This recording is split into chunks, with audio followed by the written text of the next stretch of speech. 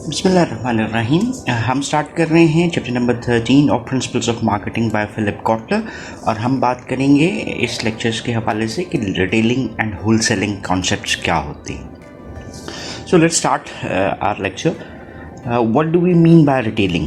Everyday activities में जब हम इन्वॉल्व होते हैं तो we might need few commodities और फिर हम ये कहते हैं कि जनाब यहाँ से बाइक निकालें और साथ जो करीब तरीन दुकान है उसके ऊपर जाते हैं और जाके वो चीज़ें ले आते हैं। हमने चीनी ख़रीद ली, हमने टी बैग्स ख़रीद लिए, हमने साबुन ख़रीद दिया, ऑल दीज थिंग्स।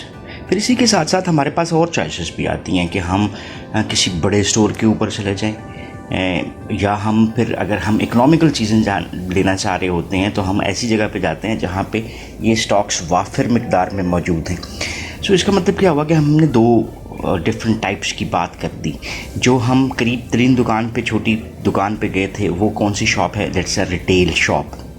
और अगर हम दूर वाली दुकान पे गए जहाँ पे बहुत ज़्यादा कमोडिटीज़ मौजूद होती हैं और ज़्यादा मिकदार में होती हैं, that is one aspect of whole selling.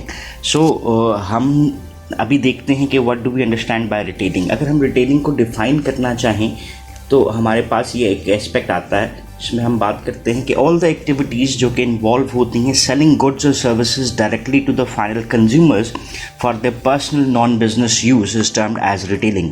अब जब मैं घर से निकला बाइक लेके और मैंने वो चीनी और पत्ती और वो मैंने मुख्तलिफ चीज़ें ली हैं, तो मेरा मकसद उन चीज़ों को लेने का क्या था? I wanted to consume those commodities in my everyday work activities. So जो वो अशिया सेल कर रहा है, यानी all these activities involve in selling goods और सर्विसेज, तो ये एक एस्पेक्ट आ गया उस शॉपकीपर का। Directly to the final consumers, तो मैं कौन था? मैं उन चीज़ों को कंज्यूम करता था, तो मैं फाइनल कंज्यूमर कहलाया। और ये पर्सनल यूज़ के लिए हो सकती हैं और specifically they must be a non business usages as well. So ये तो हमने डिफाइन कर लिया कि this is what is called as retailing. अभी हम इससे आगे देखेंगे कि रिटेलिंग में रिटेलर कौन होता है। सो अब हम बात करते हैं कि रिटेलर कौन होता है। रिटेलर की डेफिनेशन ये बताती है कि a business who sells come primarily from retailing, यानी वो इंडिविजुअल जो कि अशिया को फ़रोख्त करता है directly to final customer consumers जो कि पर्सनल यूज़ के लिए उन अशिया को यूज़ कर रहे हैं। और इस एक्टिविटी में इन्वॉल्व होना क्या कहलाता है? रिटेलिंग। और the one who is performing all these activities is termed as a retailer. So नहीं कोई भी ऐसा शख्स जिसकी प्राइमरली एक्टिविटीज़ किससे रिलेट करती हैं? रिटेलिंग से रिलेट करती हैं, वो शख्स क्या कहला रहा है? रिटेलर कहला रहा है। अब अगर हम देखते हैं रिटेलर का रोल, तो जो हमारे पास मार्केटिंग चैनल हमने लास्ट लेक्चर्स में पढ़ा था, जिसमें हमारे पास दो चैनल्स थे, डायरेक्ट मार्केटिंग चैनल्स थे और इनडायरेक्ट मार्केटिंग चैनल्स थे। और इनडायरेक्ट मार्केटिंग चैनल्स में अगर हम रिटेलर को एज एन इंटरमीडिएरी ऐड करते हैं तो एक बहुत इंपॉर्टेंट रोल प्ले कर रहा होता है रिटेलर, क्योंकि if we talk about it तो every year retailer account for more than 4.1 trillion of sales of to final consumers. That's a data that is involve to American retailing industry. और बुनियादी तौर पे अगर हम ये देखते हैं तो ये एक ज़रिया है जो कि कनेक्ट कर रहा होता है ब्रांड्स को कंज्यूमर के साथ, और मार्केटिंग एजेंसीज जो हैं वो हाईली डिपेंड कर रही होती हैं इनके ऊपर। सो विदाउट दीज रिटेलर्स हमारे लिए फाइनल कस्टमर कंज्यूमर तक पहुंचना it can be very difficult. So retailer क्या कर रहे होते हैं? Reach consumers at key moments of truth, ultimately influencing their actions to the at the point of purchase. Influencing their actions at the point of purchase is a very important element, because मुझे इसी तरह से याद पड़ता है कि अगर मैं किसी रिटेल शॉप पे गया और मैंने कोई स्पेसिफिक चीज़ मांगी, उसने कहा ये नहीं है, ये वाली बड़ी अच्छी है, अगर आप ये ले लें, तो एक ही चीज़ है, कंपनियां फ़र्क है। तो ये जो उसने मुझे फ़िक्रा कहा, उससे मैं इन्फ्लुएंस हुआ और मैंने किसी ए कमोडिटी की बजाय बी कमोडिटी ख़रीद ली जो किसी और कंपनी की थी। सो इसका मतलब क्या हुआ कि रिटेलर का एक डायरेक्ट रोल भी हमें नज़र आता है in influencing consumers for the sales and purchase of commodities. So इसी हवाले से थोड़ा सा और आगे बात करते हैं और देखते हैं शॉपर मार्केटिंग क्या है। शॉपर मार्केटिंग जो रिटेलिंग से ही रिलेट कर रही है कि बहुत से मार्केटर्स जो हैं वो इस कॉन्सेप्ट को आप आज आप यूज़ करते हुए भी नज़र आ रहे हैं और इन्हेंस करते हुए भी नज़र आ रहे हैं। That is what is called as shopper marketing.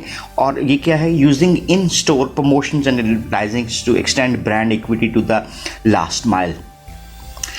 इससे मुराद हमारी क्या है कि आप अगर अपने डिफरेंट रिटेल स्टोर्स को विज़िट करते हैं तो आपको देखते हुए मिलेगा कि वहाँ पर रैक्स पड़े हुए हैं और रैक्स किसी एक कंपनी के हैं, दूसरा रैक किसी बी कंपनी का है, और वो रैकिंग और प्रमोशंस और वो चीज़ें at the place of retail shop influence कर रही होती हैं इन स्टोर परचेज डिसीजंस को बाय द फाइनल कंज्यूमर्स। सो इसको हम पॉइंट ऑफ सेल मार्केटिंग भी कहते हैं। और point of sale marketing inside a large retail store chain can produce the same kinds of numbers as advertising on a hit TV। तो ये एक बहुत बड़ी बात है, बिकॉज जब हम एक टेलीविज़न के ऊपर एडवर्टाइजिंग करते हैं तो we have to spend millions, और उसकी रीच जिसको हम कहते हैं, यानी कि एक हमारा ऐड कितने लोगों तक पहुंच रहा है, वो भी बहुत ज़्यादा होती है। लेकिन टारगेटेड कस्टमर उस तरह से नहीं होते, यानी बहुत सारे लोग देख तो रहे होंगे वो ऐड, लेकिन हो सकता है वो उस ऐड के रेलेवेंट ना हो।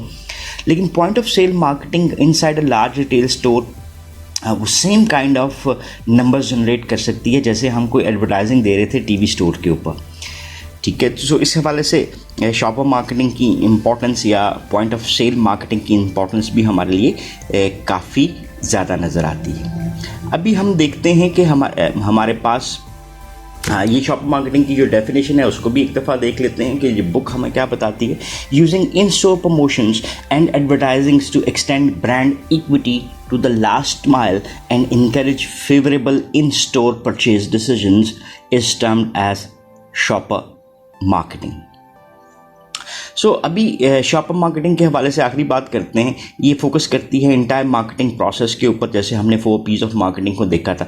ये बात करती है प्रोडक्ट की, फिर ब्रांड डेवलपमेंट की, फिर लॉजिस्टिक्स की, फिर प्रमोशन की, और फिर मर्चेंडाइजिंग की। इसका मतलब है shopper marketing involves all the 4 P's of marketing.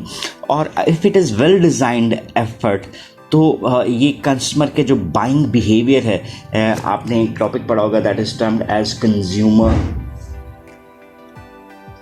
Buying behaviour. So ये जो buying behaviour of a consumer है ये डायरेक्टली उसको इन्फ्लुएंस कर सकती है और उसकी वजह से सेल्स को इन्हांस किया जा सकता है। इसके अलावा रिसेंट ईयर में नॉन स्टोर रिटेलिंग जो है वो भी ग्रोइंग आपको नज़र आती है। अब ये भी समझना ज़रूरी है कि what is a non store retailing. Non store retailing include करती है selling to the final customer consumers directly, या जैसे हम इंटरनेट को यूज़ करते हैं डायरेक्ट मेल के या कैटलॉग्स के थ्रू, टेलीफोन्स के थ्रू। ठीक है, यानी जो भी अप्रोचेस हम यूज़ कर रहे हैं वो कौन सी है? रिटेलिंग के लिए डायरेक्ट अप्रोचेस यूज़ करते हैं जिसमें हम direct selling towards the consumer कर रहे होते हैं। सो अभी देखते हैं कि हमारे पास जो डिफरेंट एक्टिविटीज़ ऑफ रिटेलिंग आती हैं उसको हम कैसे कैटेगराइज कर सकते हैं।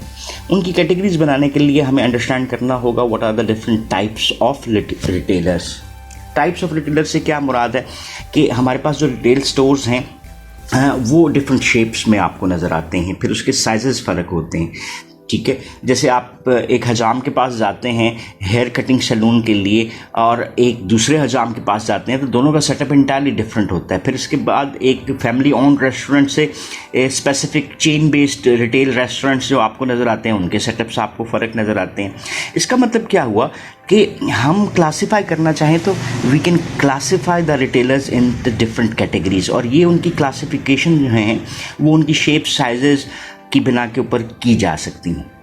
सो फर्दर इसको देखते हैं कि अगर हम इसको मार्केटिंग की ज़ुबान में बात करें तो types of retailers can be classified in terms of several characteristics. जैसे हम कहते हैं जी उनकी अमाउंट ऑफ सर्विस क्या है that they are offering, the breadth and depth of their product line, then relative prices that they are offering, और how they are organise. तो ये वो 4 फैक्टर्स हैं जिसकी बेस के ऊपर हम टाइप्स ऑफ रिटेलर को अगर कैटेगराइज करना चाहें तो हम कैटेगराइज कर सकते हैं। सो लेट्स सी क्या होते हैं जी, वन बाय वन इसको अंडरस्टैंड भी करते हैं।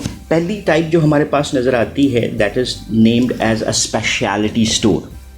What is a speciality store? उसकी एग्जांपल्स उनसे डेफिनेटली हमारे पास कोशिश करेंगे उसको पाकिस्तानी इन्वायरमेंट में भी देखें और इसके साथ साथ हम उसको अमेरिकन इन्वायरमेंट में देखते हैं। As the name shows speciality, a store that carries a narrow product line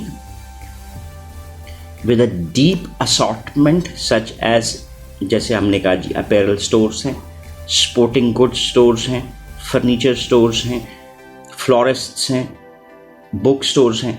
अब ये देखें ना, आपको स्पेशलिटी का लफ्ज़ यहाँ पर क्लियर होता हुआ नजर आ रहा है। Speciality store that is of books, speciality store that is of sporting goods, ठीक है, speciality store which is of only furniture, ठीक है। सो हमारे पास स्पेशलिटी स्टोर को हमने डिफाइन कर लिया। क्लॉथिंग, जैसे एग्जांपल ले लेते हैं, clothing store would be a single line store, a men's clothing store would be a limited line store, and a men's custom shirt store would be a super specialty store. So देखिए ना, अब इस speciality store में भी हमें क्या नज़र आ रहा है कि हमें इसकी डिफरेंट जो हैं कैटेगरीज नज़र आ रही हैं। सो इस कैटेगरीज के हवाले से भी इनको डिस्ट्रीब्यूट किया जा सकता है। सो स्पेशलिटी स्टोर तक इस लेक्चर को रखते हैं। नेक्स्ट लेक्चर में हम अदर डिफरेंट टाइप्स के ऊपर इंशाल्लाह डिटेल में बात करेंगे। So thank you very much for watching this video. Have a nice time. अल्लाह हाफिज़।